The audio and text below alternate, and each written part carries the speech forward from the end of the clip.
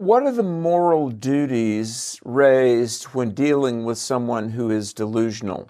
Hi, Alex McFarland here. As we record this now for several years, the pronoun battles have raged, and the transgender activists still want to not only impose acceptance of transgender ideology onto the American population, they want special additional rights apportioned to them beyond the universal natural rights guaranteed with protection by the U.S. Constitution.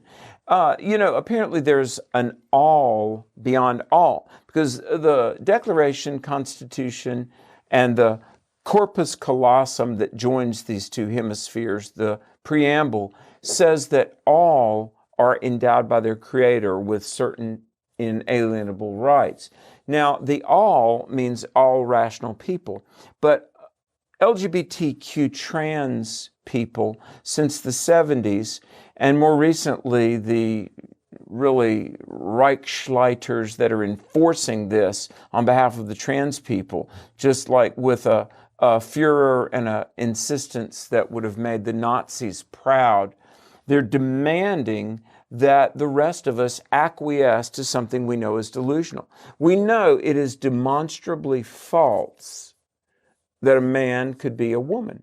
And yet I think about Patricia Silva at the Planet Fitness in Alaska. There was a man in the women's changing room. And what is Planet Fitness doing to those that are saying, look, we don't want males changing, stripping naked in a female locker room? Well, Planet Fitness is canceling members that say men ought not be in the women's dressing room. And Planet Fitness, their corporate policy has said that we should acknowledge the sincerely held gender identification of a member.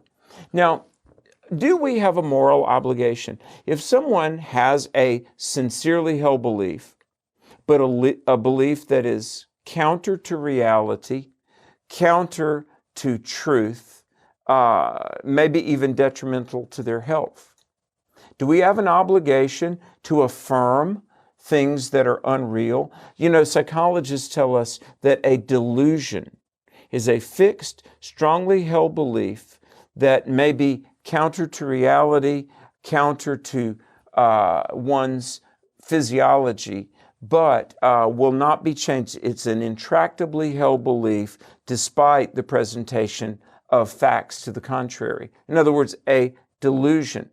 You might say, well, maybe the moral thing is just to go along. Really? No, it isn't.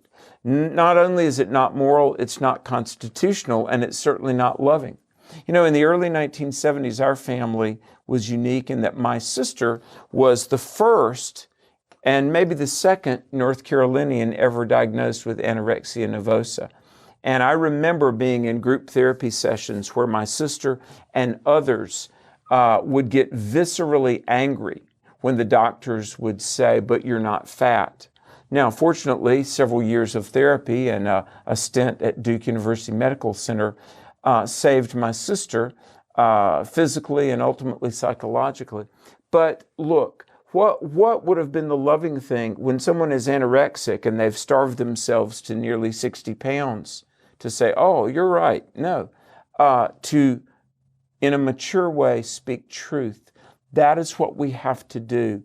And to those that are just vying for a voter block of less than 1% of the population, the mature thing is not to cave and just go along with people that are delusional, but to have the courage to speak truth and say, put on a dress if you want to, but the rest of the world does not have to acquiesce to your delusion. Now, this is hard truth, but we must speak truth. Hey, thanks for watching. Share this with others. Stay strong, stay bold, and remember, truth wins in the end. Let's be on the side of truth.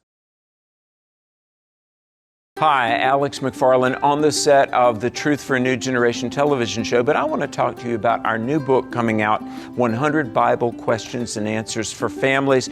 Hundreds of people have given us questions, and this is about God and family. It's a fall of 23 release. It's available everywhere books are sold, online, your local bookstores, even Sam's Club, Barnes & Noble. 100 Bible Questions and Answers for Families, published by the great people at Broad Street.